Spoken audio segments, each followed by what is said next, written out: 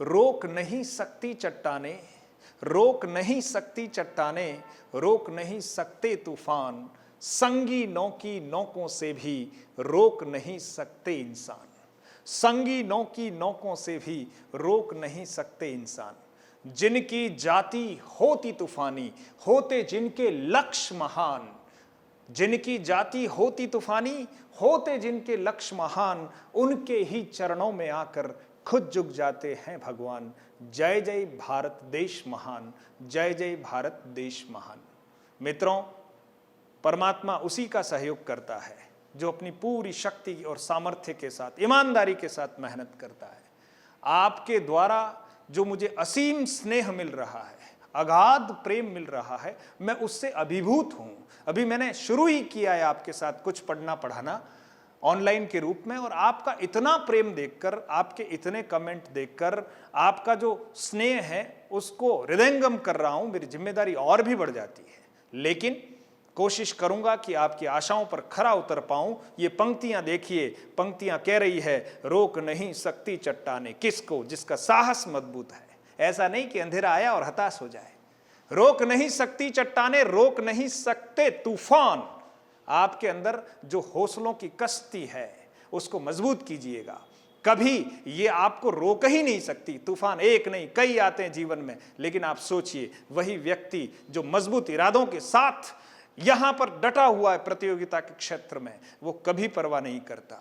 रोक नहीं सकती चट्टाने, रोक नहीं सकते तूफान, संगी नौ की नौकों से भी। अरे बंदूक सामने हो लेकिन हौसला मजबूत हो, बंदूक को कहीं ना कहीं हारना पड़ेगा। व्यक्ति कभी नहीं हारता है। क्यों? क्योंकि उसके अंदर परमात्मा ने ऐसी शक्ति दी है, असीम ऊर्जा दी है, और परमात्मा ऐसे ही मजबूत इरादे वाले व्यक्तियों को पाकर गदगद हो जाता है। यहां कहने का अर्थ है उनके ही चरणों में झुक जाते हैं भगवान। कहने का तात्पर्य यह है कि भक्त के जहां जहां चरण पड़े परमात्मा वहां वहां अपने हाथ धरते हैं, ऐसे हमारे शास्त्रों में उल्लेखित किया गया है। इसलिए आप कोशिश तो कीजिए मजबूती के साथ। आप उसी परमात्मा की संतान है तो फिर हताश होने का तो कोई प्रश्न ही नहीं उठता। हम आज फिर अपने नए पायदान पर आगे की तरफ बढ़ रहे हैं, और हिंदी विषय में हम जिस टॉपिक पर आपसे आज चर्चा करने वाले हैं, अधिकाधिक छात्र जुड़िएगा और जुड़कर इस पाठ का आनंद लीजिएगा। आइए हम सब मिलकर वर्ण विचार की यात्रा करते हैं। आइए मित्रों, हम शुरू करते हैं। बहुत अच्छा हमारा जो हिंदी का प्रारंभिक जो भाग है, और बहुत समझने जैसा, और जहां से हम कह सकते हैं कि हिंदी का जो भवन है उसको बहुत अच्छी तरह से बनाने का हम प्रयास करेंगे। इससे पहले हमने भाषा और लिपि, व्याकरण, भाषा के प्रकार, विशेषताएं, क्रम, इन सब के बारे में हमने बहुत अच्छे से चर्चा कर ली है। अब हम इससे आगे की तरफ बढ़ते हुए हम आज शुरू कर रहे हैं वर्ण विचार। और हमने ये पढ़ा था कि व्याकरण के 3 अंग होते हैं। पहला अंग हमारा वर्ण विचार, दूसरा शब्द विचार, और तीसरा वाक्य विचार। और इसी में कहीं न कहीं पूरी हिंदी समाहित है। तो हम शुरुआत करते हैं, अधिक से अधिक साथी जुड़ जाएं।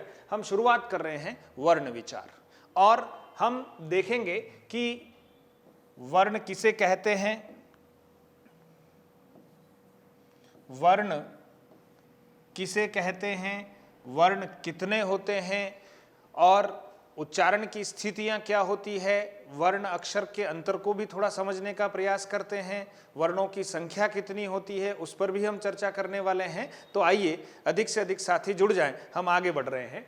देखिएगा, सबसे पहले हम बात करने वाले हैं वर्ण के भेद कितने होते हैं। तो आप देखिएगा, इसका जो सम्यक उत्तर है हमारे सामने वो है कि वर्ण के कितने भेद होते हैं, 2 भेद होते हैं मुख्य रूप से। लेकिन समग्रतः हम अगर वर्णों के बारे में चर्चा करते हैं तो वर्ण के कितने भेद मान रहे हैं हम, 3।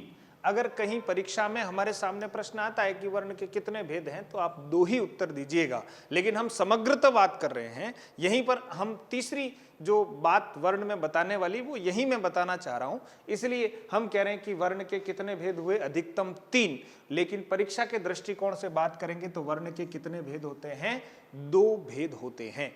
आप देखिएगा, हमारे सामने सबसे पहले जो वर्ण के भेदों में हम बात करते हैं तो सबसे पहला भेद आपके सामने आ गया है स्वर, और कोष्ठक में आपको स्वरों की संख्या लिखी हुई है। तो हमारे हिंदी वर्णमाला में स्वरों की कुल संख्या कितनी होती है? 10। यहाँ पर हमारे कुछ साथियों के मन में संदेह होगा कि सर हमने कुछ पुस्तकों में कहीं कहीं हमने संख्या पढ़ी है कितनी? 10। लेकिन मैं आपको यहाँ फिर रोकना चाहूँगा साथियों कि परीक्षा के दृष्टिकोण से हम मानक बिंदुओं पर ही चर्चा कर सकते हैं, और हिंदी के संदर्भ में मानकता का निर्धारण कहीं न कहीं आप देखें तो केंद्रीय हिंदी निदेशालय द्वारा जो निर्देश जारी होते हैं वही हमारे लिए एक प्रकार से ब्रह्म वाक्य हैं। तो अभी हम संख्या के रूप में 10 नहीं माने। अगर हमें परीक्षा में प्रश्न पूछा जाता और पूछा गया है कि हिंदी वर्णमाला में स्वरों की संख्या होती है तो आपको उत्तर देना चाहिए कितनी होती है? 11। जब तक केंद्रीय हिंदी निदेशालय इस बात की घोषणा नहीं करे तब तक हमें 11 मानना पड़ेगा। हम उन विद्वानों का भी सम्मान कर रहे हैं जो कह रहे हैं कि उच्चारण के आधार पर जो है वो 10 हैं और ऋ से ऋषि का उच्चारण अब हम वैसा नहीं कर पाते हैं जैसा वास्तव में करना चाहिए, तो फिर क्यों नहीं इस ऋ से ऋषि को वर्णों की श्रेणी से हटा देना चाहिए। लेकिन आप सोचिए, ये आपका मेरा किसी और विद्वत का अपना विचार हो सकता है, लेकिन परीक्षा के दृष्टिकोण से तो हमें ध्यान रखना है कि स्वरों की संख्या हिंदी वर्णमाला में कितनी होती है दोस्तों? 11। फिर आप देखेंगे हमारे पास अगला शब्द है व्यंजन, और व्यंजनों की संख्या की बात कर रहे हैं तो व्यंजनों की जो संख्या है वो कितनी होती है? 33। यहाँ व्यंजनों से अभिप्राय मेरा मूल व्यंजनों की संख्या से है। हम आगे जब वर्णमाला पढ़ रहे हैं तो उसमें विस्तार से सब बातों पर खुलकर चर्चा करने वाले हैं, एक एक वर्ण पर चर्चा करने वाले हैं, और आप अगर इसको बहुत अच्छे से समझेंगे तो बहुत बारीकी से छोटी छोटी बातों पर आपका ध्यान आकृष्ट करने का प्रयास करूंगा। तो व्यंजनों की जो संख्या है वो कितनी है? 33। ये वर्णों के 2 प्रमुख भेद हैं। फिर तीसरी बात हम यहीं पर समझने का प्रयास करेंगे कि अयोगवाह नाम से भी हमारे पास वर्ण होते हैं और उनकी संख्या कितनी होती है? 2। तो परीक्षा के दृष्टिकोण से 4-5 प्रश्न हमारे सामने हो गए जो बहुत छोटे छोटे से लेकिन बहुत महत्वपूर्ण है। पहला प्रश्न हो गया कि वर्णों के जो भेद हैं वो कितने भेद होते हैं? तो वर्णों के कितने भेद होते हैं? 2। आपको प्राथमिकता से 2 पर ही आपको अपना उत्तर रखना है और 2 ही उत्तर मानना है, लेकिन समग्रतः हम बात कर रहे हैं तो वर्णों के कितने भेद हैं? 3। फिर बात आती है हिंदी वर्णमाला में स्वरों की संख्या कितनी होती है? तो मैंने आपको स्पष्ट कर दिया कितनी होती है? 11 होती है। मूल व्यंजनों की संख्या कितनी होती है? तो 33 होती है। और अयोगवाह की संख्या कितनी होती है? तो अयोगवाह की संख्या कितनी होती है मित्रों? 2 होती है। चलिए आगे की तरफ अपन बढ़ते हैं और आप देखेंगे कि स्वरों के बारे में जब हम बात करते हैं तो इस स्वर शब्द का जरा विश्लेषण करें और इसका संधि विच्छेद कर लेते हैं। तो इसका संधि विच्छेद हो रहा है सु धन अर, और ये जो संधि विच्छेद है वो किस संधि के अनुसार हो रहा है? यण संधि के अनुसार। हम जब संधि में पढ़ेंगे तो आगे बहुत सारी चर्चा करने वाले हैं। अभी आप केवल ध्यान रखिए स्वर शब्द का निर्माण सु धन अर से हुआ है। फिर देखेंगे व्यंजन शब्द का अगर हम विश्लेषण करते हैं तो वी धन अंजन, यहाँ वी उपसर्ग के रूप में है और ये यण संधि के अनुसार इसका हमने क्या किया? संधि विच्छेद कर दिया। और आप देखेंगे अयोगवाह शब्द को भी थोड़ा यहाँ विश्लेषित करते हैं, यहाँ कोई संधि नहीं है, लेकिन अयोगवाह शब्द का जब हम विस्तार करते हैं तो न योगवाह, यानी ये ऐसे वर्ण हैं जो योग का निर्वहन नहीं करते हैं, है ना। जैसे इस शब्द को हम विश्लेषित करें तो अ धन योग धन वाह, यानी ऐसे वर्ण जो योग का निर्वहन नहीं करते हैं उनको हम क्या कहते हैं? अयोग वाह कहते हैं। ये बात हुई इन शब्दों के थोड़े विश्लेषण की बात हुई। अब ये किस किस तरह से किसे क्या कहते हैं इस पर भी हम चर्चा करने वाले हैं। तो आप देखिएगा सबसे पहले हम बात कर रहे हैं स्वरों की। यहां पर हम स्वरों की बात करने वाले हैं। तो स्वरों के बारे में आप देखिए, वे वर्ण जिनका उच्चारण बाधा रहित हो, आप यहां पर बहुत ध्यान देने वाली बात है कि वे वर्ण जिनका, बहुत सरल शब्दों में यहां आपको स्वर की परिभाषा समझाने का प्रयास कर रहा हूं, वे वर्ण जिनका उच्चारण बाधा रहित हो उन्हें अपन क्या कहते हैं, स्वर कहते हैं। जैसे आप देखेंगे कि जब हम उच्चारण करते हैं तो आप अ, आ, ई ऐसा जब उच्चारण करेंगे तो आपको लगेगा कि प्राणवायु सीधा नाभि से, है ना, सीधे बिना किसी रुकावट के बाहर निकल जाती है। और जिन वर्णों का उच्चारण होता है उनको हम क्या कहते हैं, स्वर कहते हैं। लेकिन जैसे ही आप उच्चारण करने का प्रयास करेंगे क, तो आप देखेंगे यहां आपको थोड़ा सा, अगर आप उच्चारण करेंगे तो आपको अंतर स्पष्ट होगा। एक आपके सामने लिखा है अ और एक वर्ण लिखा है क, दोनों में ही मुख से हवा का बाहर निकलना आवश्यक है, अन्यथा उच्चारण नहीं होगा। लेकिन अ के उच्चारण में वायु जिस गति से बाहर निकलती है उतनी गति क के उच्चारण में नहीं होती है। इसलिए अ को हम कह रहे हैं कि अ जैसे जो भी वर्ण हैं जिनका उच्चारण बिना किसी स्पर्श या बिना किसी बाधा के हो जाता है, उन्हें हम क्या कहते हैं, उन्हें हम स्वर कहते हैं। और जिनका उच्चारण कहीं न कहीं बाधा के साथ होता है, स्पर्श के साथ होता है, उनको हम क्या कहने वाले हैं, उनको हम व्यंजन कहते हैं। हम आगे की तरफ बढ़ते हैं, देखिएगा प्राण वायु निर्बाध, निर्बाध का मतलब वही बिना किसी बाधा के, बिना किसी रुकावट के मुख विवर से बाहर निकल जाती है और जिनका उच्चारण होता है वे क्या हैं, स्वर हैं। फिर वायु प्रवाह अवरुद्ध नहीं होता है। वही बात है कि वायु का जो प्रवाह है बड़े वेग के साथ वायु निकलेगी, बीच में कहीं पर भी कोई अवरोध या रुकावट नहीं होती है।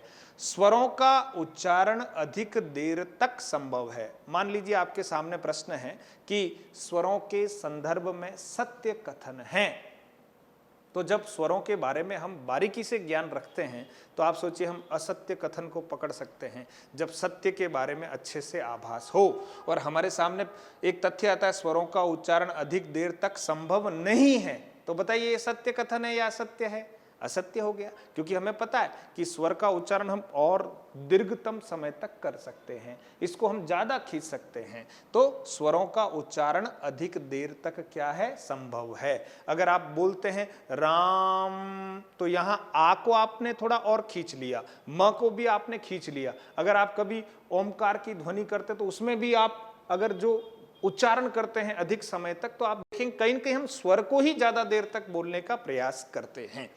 फिर आप देखिए आगे की तरफ थोड़ा हम व्यंजनों को भी यहाँ साथ साथ हम पढ़ लेते हैं। वे वर्ण जिनका उच्चारण, वे वर्ण जिनका उच्चारण बाधा सहित हो। बहुत सरल परिभाषा व्यंजनों की यहाँ, बाधा सहित हो, यानी पहले ही आपको स्पष्ट किया कि क के उच्चारण में वायु कहीं न कहीं स्पर्श होती है मुख के विभिन्न अवयवों से, और स्पर्श होने के साथ साथ बाहर जब वो वायु निकलती है तो जिन वर्णों का उच्चारण होता है उनको हम क्या कहते हैं, व्यंजन कहते हैं। प्राण वायु स्पर्श के साथ या अवरुद्ध होकर बाहर निकलती है। फिर आप देखिए तथ्य हमारे सामने, प्रायः व्यंजनों का उच्चारण अधिक देर तक संभव नहीं है। तो साथियों, स्वरों का उच्चारण अधिक देर तक संभव है, व्यंजनों का उच्चारण अधिक देर तक संभव नहीं है। व्यंजन घोष एवं अघोष दोनों प्रकार के होते हैं। जब हम व्यंजनों के प्रकारों के बारे में बात करेंगे, स्वरों के प्रकारों के बात करेंगे, तो घोष किसे कहते हैं, अघोष किसे कहते हैं, और इनका वर्गीकरण जो है वो बहुत विस्तार से पढ़ने वाले हैं। और आप देखिएगा अयोगवाह के बारे में हम संक्षिप्त में बात कर रहे हैं, जो न तो स्वर हैं न ही व्यंजन है, लेकिन क्या है, वर्ण है। बहुत सामान्य तरीके से समझिएगा। जैसे हम कभी किसी देश की राजनीति के बारे में बात करते हैं तो कुछ प्रमुख दल हैं, उनसे उम्मीदवार होते हैं, और कुछ ऐसे उम्मीदवार भी होते हैं जिनका कोई दल नहीं है, तो उनको हम क्या कहते हैं, ये निर्दलीय उम्मीदवार है ना। तो आप देखिए भले ही दल नहीं हो, यहाँ दो बड़े दल हैं, एक स्वर दूसरा क्या है, व्यंजन, लेकिन ऐसे भी कुछ वर्ण है जिनका कोई दल ही नहीं है, तो ऐसे व्यंजन वर्णों को हमने क्या कह दिया, अयोगवाह। तो अयोगवाह ऐसे व्यंजन हैं जो न तो स्वर हैं न ही व्यंजन हैं, लेकिन क्या है, वर्ण हैं। तो अयोगवाह की संख्या 2 है, हम आगे आपको बताने वाले हैं कौन कौन सी है। और उसमें आप देखेंगे एक अनुस्वार और दूसरा क्या है, विसर्ग। इस पर हम विस्तार से चर्चा करने वाले हैं। आगे बढ़ते हैं, देखिएगा फिर से स्वरों की कुछ विशेषताओं की हम बात कर रहे हैं कि स्वर जो हैं वो कैसे हैं, सघोष होते हैं। स्वर कैसे होते हैं, सघोष होते हैं, है ना। और सघोष कह दें या घोष कह दें, है ना। अब घोष किसे कहते हैं, सघोष किसे कहते हैं, इस पर भी हम चर्चा करेंगे। लेकिन आप अभी ये इस तथ्य को याद रखिएगा कि सभी स्वर क्या होते हैं, सघोष होते हैं। अगर इसको घोष होते हैं कह दिया जाए तब भी कोई दिक्कत नहीं है। सभी स्वर, ये प्रश्न है, सभी स्वर अल्प प्राण होते हैं। तो हमारे सामने पहला प्रश्न हुआ कि स्वर होते हैं घोष, अघोष, महाप्राण, है ना, और एक आध उपयुक्त में से कोई नहीं। तो आप सोचिए हमें उत्तर देना है कि स्वर क्या होते हैं, घोष होते हैं, या वहां सघोष शब्द का प्रयोग किया जाए तब भी कोई बात नहीं। और सभी स्वर कैसे होते हैं, अल्प प्राण होते हैं। इनके उच्चारण में कहीं न कहीं श्वास की जो मात्रा है व्यंजनों की अपेक्षा कम ही लगती है, इसलिए सभी को हम क्या कह रहे हैं, अल्प प्राण। प्राण का अर्थ यहां पर श्वास से है, अल्प का मतलब आप जानते हैं कम। मात्रा बहुत महत्वपूर्ण तथ्य है मित्रों, आप बहुत सावधानी से इसको समझें। मात्रा केवल स्वरों की ही होती है। अब प्रश्न बनता है मात्रा होती है स्वरों की या व्यंजनों की। अब आप देखिए बहुत छोटी सी बात है, कोई साथी बोल जाए कि नहीं व्यंजनों की मात्रा होती, नहीं नहीं नहीं नहीं, मात्रा किसकी होती है, स्वरों की ही होती है। कितनी होती है उस पर अपन आगे चर्चा करने वाले हैं। आप भी ध्यान में रखिएगा, उच्चारण की दृष्टि से स्वर कैसे होते हैं, स्वतंत्र होते हैं, है ना। उच्चारण की दृष्टि से स्वर कैसे, ये भी वही बात हुई, स्वरों के संदर्भ में सत्य कथन है ना। और आपके सामने कथन आया कि उच्चारण की दृष्टि से परतंत्र होते हैं, नहीं, असत्य है। उच्चारण की दृष्टि से स्वर क्या होते हैं, स्वतंत्र होते हैं। क्यों, क्योंकि इनको उच्चारण करने के लिए किसी अन्य वर्ण का सहयोग लेने की आवश्यकता नहीं होती है। जैसे हम सूर्य के बारे में बात करते हैं तो वहां प्रकाश स्वयं उत्पन्न हो रहा है, लेकिन आप सोचिए वो स्वतंत्र है प्रकाश के संदर्भ में। लेकिन चंद्रमा को कहीं न कहीं प्रकाश लेना पड़ रहा है, तो आप सोचिए वो परतंत्र है, लेकिन सूर्य अपने आप में क्या है, स्वतंत्र है। वैसे ही स्वर जो हैं उच्चारण की दृष्टि से क्या होते हैं, स्वतंत्र होते हैं। इन्हें किसी अन्य वर्ण पर निर्भर नहीं रहना होता है, इसलिए हम कहेंगे कि स्वर क्या होते हैं, स्वतंत्र होते हैं। और देखिएगा व्यंजन अल्प प्राण व महाप्राण दोनों ही प्रकार के होते हैं। हम व्यंजनों के प्रकारों की जब बात करेंगे तो ये अल्प प्राण भी हैं और क्या है, महाप्राण भी हैं, है ना। कौन कौन से होते हैं उस पर हम चर्चा करने वाले हैं। व्यंजनों की कोई मात्रा नहीं होती है, जो भी मात्रा लगाई जाती है व्यंजनों पर वो किसकी होती है, स्वरों की ही होती है। इसलिए एक तथ्य यहां पर यह भी आप ध्यान रखिएगा कि स्वरों का प्रयोग व्यंजनों के साथ प्रायः मात्रा रूप में ही होता है। उदाहरण के तौर पर आप देखिएगा कि हम यहां पर एक व्यंजन लिख रहे हैं और ये जो व्यंजन है क्या लिखा है यहां, क, है ना। और इस क में आप देखेंगे कि जब हम इसका उच्चारण करते हैं तो किस स्वर की आवश्यकता पड़ी, निश्चित तौर पर अ की आवश्यकता पड़ी। अ का प्रयोग नहीं करते तो क्या क का उच्चारण संभव था, नहीं हो सकता।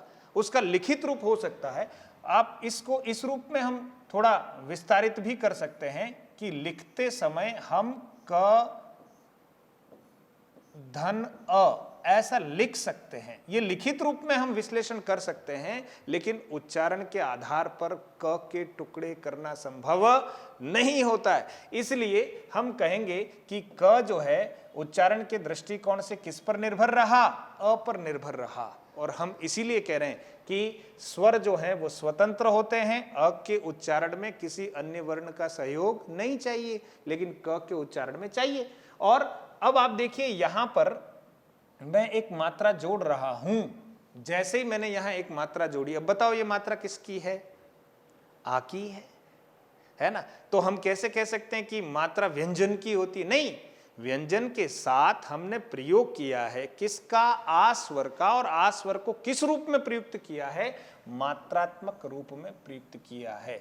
आशा करता हूं आपको समझ में आ गया होगा। तथ्य ये था कि व्यंजनों के साथ स्वरों का प्रयोग मात्रात्मक रूप में किया जाता है। स्वरों की मात्राएं होती है, व्यंजनों की कोई मात्राएं नहीं होती है। व्यंजनों पर मात्राएं प्रयुक्त की जाती है, जो होती वास्तव में किसकी है? स्वरों की। बहुत अच्छी बात है, आगे बढ़ते हैं। उच्चारण की दृष्टि से देखिएगा, ये भी महत्वपूर्ण बात है जिस पर अपन चर्चा कर चुके हैं कि व्यंजन उच्चारण की दृष्टि से क्या होते हैं? परतंत्र होते हैं। बिना स्वरों की सहायता के इनका उच्चारण संभव नहीं होता है। आगे बढ़ते हैं साथियों, और आप देखेंगे थोड़ा हम जो बात हमने पढ़ी है इसी को थोड़ा और स्पष्ट करते हैं। स्वर वे वर्ण हैं जिनके उच्चारण में प्राण वायु बिना किसी स्पर्श के सीधे मुख विवर से बाहर निकल जाती है, उन्हें स्वर कहते हैं। आप इनको अच्छे से लिख सकते हैं, आप स्क्रीनशॉट ले सकते हैं, आप वीडियो को जगह जगह रोक कर अपनी बात जैसा आप चाहते हैं वैसा आप समझ सकते हैं। सब आपके समक्ष है, आप इसको अच्छे से हृदयंगम करने का प्रयास करेंगे। देखिए, व्यंजन वे वर्ण हैं जिनके उच्चारण में प्राण वायु मुखावयवों, मुख धन अवयवों संधिये से स्पर्श करती हुई बाहर निकलती है, उन्हें क्या कहते हैं? व्यंजन कहते हैं। साथियों, यहां उन्हें लिखा हुआ है और आप देख रहे हैं बिंदी लगी हुई है। हम इस पर बहुत अच्छे से चर्चा करेंगे, अनुनासिक क्या होते हैं, अनुस्वार क्या होते हैं, लेकिन फिर भी ऐसा ही में आया है प्रश्न शब्द शुद्धि के रूप में। निम्नलिखित में से शुद्ध है इन्हें, उन्हें, जिन्हें, है ना, जिन्होंने। तो वहां पर आप ध्यान दीजिएगा कि अगर ये अनुनासिक चिन्ह हैं, जो आपको ऊपर बिंदी दिख रही है वो वास्तव में चंद्र बिंदी का द्योतक है। जैसे ही किसी वर्ण के ऊपर मात्रा है और मात्रा के साथ अगर हमें चंद्रबिंदी का भी प्रयोग करना होता है तो हम वहां चंद्रबिंदी नहीं लिखकर बिंदी ही लिखते हैं। और इसका प्रयोग तभी होता है जब या तो नाक का सहयोग लिया जा रहा है विशेष रूप से उच्चारण में, या फिर हम बहुवचन रूप में उसका प्रयोग कर रहे हैं। तो उन्हें लिखते समय हमें इस बिंदी का प्रयोग करना चाहिए, तभी वर्तनी की दृष्टि से ये शब्द शुद्ध होने वाला। अब आप देखिए हम कितना लिखते हैं इन्हें, उन्हें, है ना, क्योंकि, और छोटी छोटी बातें हैं जिस पर ध्यान देंगे तो आप देखिएगा आपकी लेखन शैली का जो अद्भुत विकास होने वाला है आप स्वयं अनुभूत करेंगे समय के साथ। फिर देखिए आगे बढ़ते हैं। अयोगवाह। अयोगवाह का शाब्दिक अर्थ आपको पहले ही बताया, न योगवाह, यानी ये किसी के साथ योग का वहन नहीं करते हैं, यूं नहीं विशेष रूप से जुड़ाव है। हाँ, इनका प्रयोग जरूर होता है लेकिन ये अपने आप में एक अलग स्वतंत्र सत्ता के रूप में है। आप देखें, अर्थात वे वर्ण जो न तो स्वर के योग का वहन करे और न ही व्यंजन के योग का क्या करे? वहन करे। फिर भी भाषा में जिसका योग हो, भाषा में तो योग है, उन्हें अयोगवाह कहते हैं। सामान्यतः इनका प्रयोग स्वरों और व्यंजनों के साथ होता तो है, लेकिन अपने आप में ये स्वतंत्र भी हैं और इन्हें न तो हम स्वर कह रहे हैं न ही हम व्यंजन कह रहे हैं। कभी मन में ये प्रश्न आता है कि हम इनको आखिर स्वर क्यों नहीं कहें? क्यों? क्योंकि इनमें कुछ गुण व्यंजनों जैसे हैं, इसलिए हम इनको स्पष्ट रूप से स्वर नहीं कह सकते। और इनको हम व्यंजन क्यों नहीं कह सकते? क्योंकि इनमें कुछ गुण स्वरों जैसे हैं, है ना। और इन्हें स्वर क्यों नहीं कह सकते? क्योंकि इनमें कुछ गुण व्यंजनों जैसे। इसलिए ये कहीं न कहीं अपने आप स्वरों के साथ प्रयुक्त होते हैं, व्यंजनों के साथ प्रयुक्त होते हैं, लेकिन इनकी स्वतंत्र सत्ता है, ये स्वतंत्र ध्वनि का निर्वहन करते हैं, इसलिए उनको हम क्या कहते हैं? अयोगवाह। गम की अंधेरी रात में, गम की अंधेरी रात में इस दिल को बेकरार न कर, गम की अंधेरी रात में इस दिल को बेकरार न कर, सुबह फिर आएगी, सुबह का इंतजार कर। आशावादी लोग अंधेरे से डरते नहीं हैं और बड़ी ही आशा के साथ और धैर्य के साथ उस अंधेरे से लड़ते हैं, क्योंकि उन्हें पता है कि निराशा के भीतर आशा है, अंधेरे के भीतर प्रकाश है, अंधकार के भीतर ही प्रकाश है। उस प्रकाश को प्राप्त करने के लिए धैर्य के साथ आप आगे बढ़िएगा। पूरी दुनिया आपका स्वागत करने के लिए तैयार है। और बहुत सारे विद्यार्थियों के जो प्रश्न मुझे मिल रहे हैं उनका उत्तर देने का मैं पूरा प्रयास करूंगा। बहुत सारे विद्यार्थियों ने कमेंट के रूप में मुझे ये कहने का प्रयास किया है कि ये पढ़ाइए वो पढ़ाइए, जरूर, लेकिन मैंने फिर कहा है साथियों, धैर्य, बिना धैर्य के सब कुछ नहीं हो सकता। मैं भी आपके साथ कदम से कदम मिलाकर चलने का प्रयास कर रहा हूं। आपकी आकांक्षाएं जैसे जैसे बढ़ रही है, यहां पर उतना ही दायित्व बढ़ता जा रहा है। मुझे मेरे दायित्व का बोध है। आप जितना सोच रहे हैं हिंदी को पढ़ने के लिए, मैं उससे कई अच्छा करने का मेरा प्रयास है, लेकिन बस धैर्य के साथ जुड़ते रहिएगा। कुछ साथियों के मेरे पास फोन और कमेंट आए, क्योंकि आपका वो नोटिफिकेशन नहीं मिल रहा है। इसलिए नहीं मिलेगा मित्रों, आपने सब्सक्राइब कर लिया होगा, लेकिन पास की जो घंटी है ना, वो घंटी नहीं बजाई। बेल आइकन, घंटी, मंदिर में जाओ तो ही बजानी पड़ती है ना, वैसे बजाइए इस घंटी को। घंटी बजाते ही हाजिर आपके सारे नोटिफिकेशन आपको मिलने वाले हैं, और आपका ये चहेता मित्र आपकी सेवा करने के लिए तैयार है। बस आप तो इसको गगनगामी कीजिएगा, अधिक से अधिक लोगों तक पहुंचाइएगा। ये आप अपना ऐसा कर्तव्य, दूर दराज में बैठे हुए उस देहाती बच्चे का आप सहयोग कीजिएगा, और उसके अंदर साहस भरने का काम मैं करूंगा। उसके अंदर कहीं कुछ तकलीफें हैं तो शब्दों के बाण चलाकर उन तकलीफों को दूर करने का ज्ञान की ज्योति भी जलाऊं, साहस भी जलाऊं, और आपको उत्साहित भी करूं। यही मेरी कक्षा का जो मुख्य उद्देश्य है। मैं निरस्ता के वातावरण में न तो पढ़ पाता हूं, न पढ़ा पाता हूं। इसलिए आप तो उत्साहित बने रहिए, और आपको बहुत आगे की यात्राएं करवाना चाहता हूं। बहुत बहुत धन्यवाद। जय हिंद, जय भारत।